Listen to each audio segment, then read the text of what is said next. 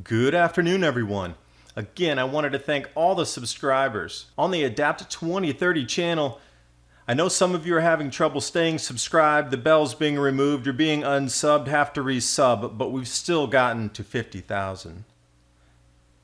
And I say we because it is a community of those trying to share information about the intensifying grand solar minimum. I'm so blessed. Thank you so much. I am so grateful, and I am absolutely going to take this to 100,000 subscribers so we can push the message further, because the more prepared people there are, the better it's going to be for all of us if they know what's happening with the grand solar minimum. Case in point, France. Heavy snows. Hikers and campers needing to be rescued due to the snowstorm. Caught the storm a couple days ago just as it was at the Normandy coast. Roads, and then we have now 21 feet of snow between Austria and Italy as they're trying to clear the passes from this year. But 9 meters, 27 feet of snow is going to keep the slopes open until June. We see the progression again and again. France is definitely showing signs of the grand solar minimum. What about those floods? Planetary geometry, can we see the future with this? What about past cycles? Why did France get so heavily affected in the year without a summer during the Dalton minimum? I'm calling these areas reduced production in grape yield. The vineyards are having a very difficult time. And northwest of those circles is where the snow's happening. And this video is made possible by True Leaf Market Organic Seeds.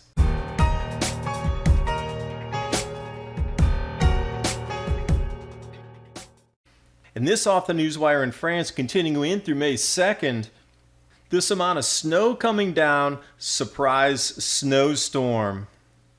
Saint-Tropez area.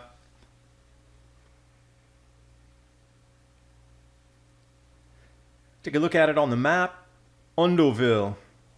Now I want you to notice where that red dot is centered when we look at the wine forecast loss map as well. I picked this up a few days ago when that storm was first starting to manifest and it snowed. Tropical. You can see the banana tree. This is not in the mountains. This is at about 1,000 feet, 300 meters in height. And here we have on the highways. This was on April 30th going into May 1st, May 2nd. And it just kept coming thicker and thicker. And this was really interesting if it would have stopped here. But it didn't. It kept rolling up into the mountains, and they have all of these rescues going on. If you're not following it, you should be. There were hikers and campers that went out that thought the winter was over. Even though they had tents and outdoor gear, this massive wind event with this snow came in, trapped so many people up there that they actually have rescue police and army up there in there looking for and bringing out the people who were up there. It's a massive rescue operation going on. This shouldn't be happening right now. Massive snowstorms. And the gendarme, when asked about the conditions, explained that it is snow-like winter conditions. Snow-like winter in May. And along the same tack, to show you how much snow has coming down at some of the passes, they are trying to open this now and clear it to get it ready for summertime. For people to drive through there on their holidays, but what they're encountering is 21-foot deep snow that they're trying to clear out of the way. They say it's exceptionally high. It's not normally this deep. And I said, okay, how big is that truck? Because I don't really know this kind of snow removal equipment. It's about this deep. So these guys, I'm going to say, are probably at 6 foot or a little less than 2 meters. A few more images here. We saw this in California as well last year when they had the record snow up in the Sierra Nevadas when they went in for the first plowing to try to open the roads. This was in California, Sierra Nevada, but look at this. Very similar to the conditions, but this is so close up. With the information from California when they were doing this, it was from a helicopter, and there were very few slides really this close up to see how deep it was. And if 21 feet's not enough, then we just need to go up into Val d'Isere ski resort.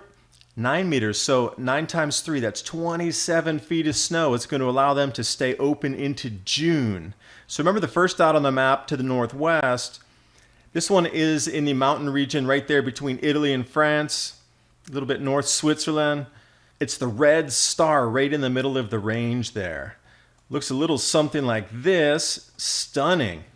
but it's getting exceptional amounts of snow. All of this mountain ranges here, including from Italy all the way through over into Slovenia, for sure, it's getting so much more snow now. Absolutely. And this whole region is starting to show signs of cooling. The Atlantic multi-decadal oscillation going into its cooler phase for the 60 year. And now we have these changes with the grand solar minimum. Wine prices at 60-year highs, and these areas already have been taken offline and have substantial reductions this year. That's just in the news feeds in the last 3 weeks, these circles here.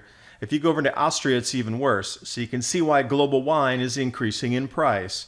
But these 3 areas here, definitely very, very low production this year. And if you were talking about just a couple weeks of events, you could say, oh, Dave, you're cherry picking for 2 weeks of events, 3 weeks of events. Okay, let's go back, because I really want to put this into perspective, because it's not just this year.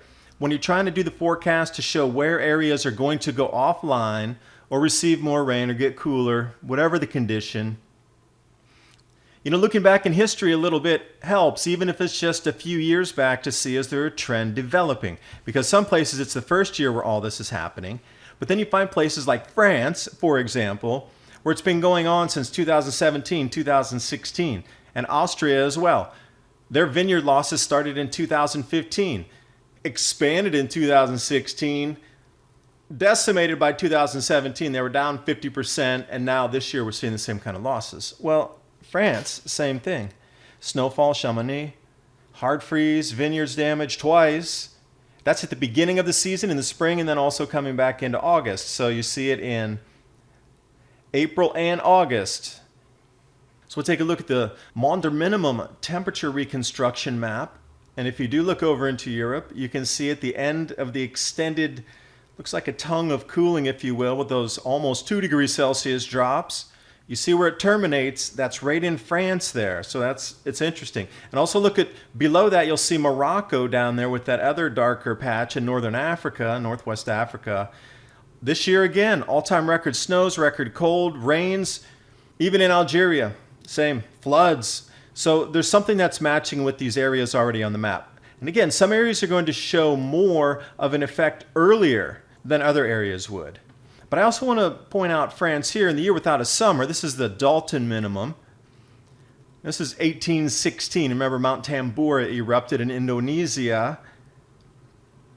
But notice where the most profound effects are, right over France.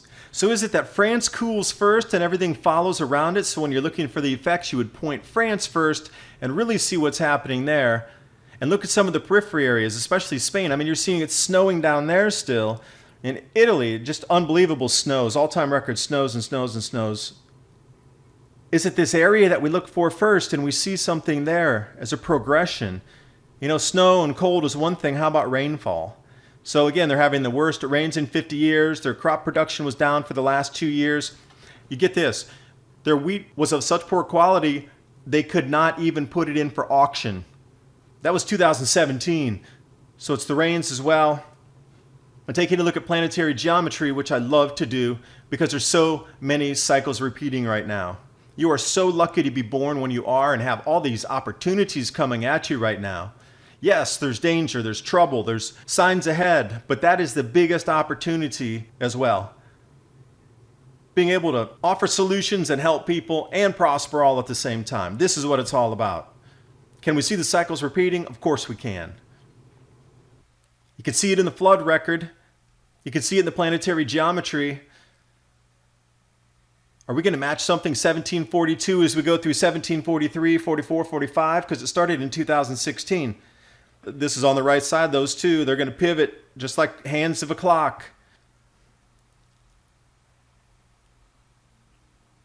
So if more major floods do come on the 300-year time scale, notice how cyclical that looks. There'd be another yellow circle exactly where we are in today's 2018 time frame.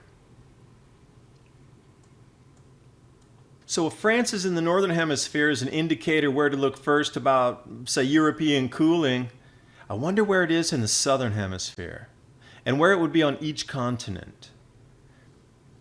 Thanks for watching. Hope you got something out of the video. And if you are going to start planting and experimenting growing some of your own foods, microgreens, sprouts, or plants, trees, True Leaf Market, organic seeds. They are of really good quality, absolutely.